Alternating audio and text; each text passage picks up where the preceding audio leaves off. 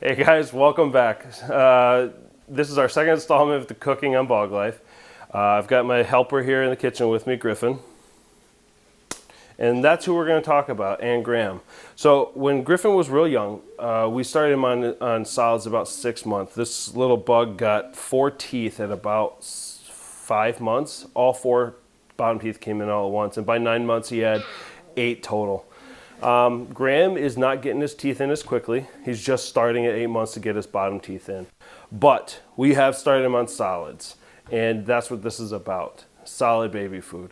Now, we did our research into it and looked at making food versus buying food, and came to find out it is significantly cheaper to make baby food than it is to buy it. And it is very easy.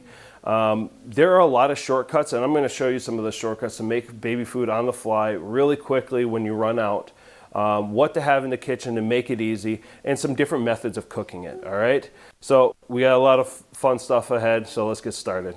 Let's get started. All right, first up is pureed carrots. We're going to start by peeling the carrots. We're going to peel about 3 to 4 pounds of carrots to make sure we have enough. And once they're all cleaned up, you're going to chop these up into 1 to 2 inch chunks. We want an even cooking and want something that's going to be pretty consistent. We want everything to be done roughly around the same time. So we're going to put it into the steamer and we're going to steam this for about 30 to 40 minutes. Check constantly to make sure everything's done and make sure everything is soft, ready for puree. And then also make sure you're disposing of your waste appropriately. We compost, so that's how we're going to get rid of it. Then you're going to puree it. Use a little bit of filtered water, bottled water to make sure you have a nice even consistency. Then you're going to put it into containers or whatever you decide to put your food into. Alright, next we're going to do sweet potatoes. Very similarly, we're going to peel these out, make sure everything, all the skin is off, and then we're going to chunk it up to 1 to 2 inch chunks. This is going to make sure, again, for even cooking. But this method is going to be a little bit different because we're going to be placing all of this into a clear plastic freezer bag. The freezer bag is going to be able to withstand the higher temperatures of the water bath. We're going to do a water immersion technique where you put the food into the water and squeeze out all of the air. Next up is a new one. We've never done this food before, but we're going to peel a carrot, then peel an apple, chop them up, and then chop up the red bell pepper with the broccoli. We're going to mix all this together and toss into a bag, preferably again a freezer bag, and we'll use the raw water immersion technique to suck out all of the air. And then we're going to place all of this into a large pot filled with water that the sous vide has been rising to temperature to approximately 185 degrees. This is going to hold at that temperature while everything cooks. We're going to cook it for approximately 2 hours. Now you're going to remove everything from the pot. Keep in mind everything has been cooked to 185 degrees, so it's very hot. The plastic bags should withstand that heat, and you take them out and just put them on the counter to rest. Now, the nice thing that you'll notice is that most of the liquid is maintained within there because it has no avenue of escape. So you're going to use that liquid when you do the purees.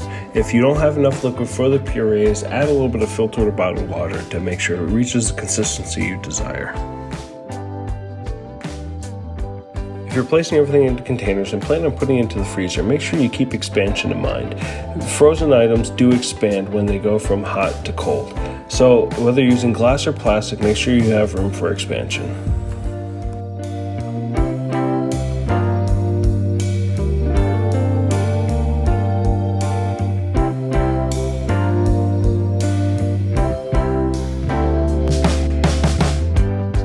Alright, so here's the cheat. Often or not, I find myself running out of baby food and need to make something in a bind. So I have Normandy Blend or I have peas in the freezer at all times. So I'll pop that into a microwave safe dish and I'll put it in the microwave between 7 or 8 minutes. It doesn't always cook in that amount of time depending on how much you put in there.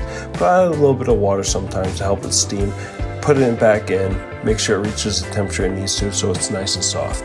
Put that into the blender and blend it to the consistency you desire. Sometimes you have to add water, sometimes whatever's in the leftover into the bowl will be enough. But once you bottle it up or put it into your desired container, just like everything else, make sure there's enough room for expansion and you are good to go for a quick and easy baby food. I use this food for both boys. We didn't have a garden at the last house nor at this house that can withstand the amount of food that would be necessary to create the baby food for both boys. So we've used store-bought to supplement that. And in this case, I can tell you that neither boy's growth has been stunted by the use of store-bought food or frozen food. They're both monsters and won't stop growing. Like always, guys, I hope you learned something. I hope everything made sense. I know we had a lot of fun. Thanks for watching. We see you soon. Say bye.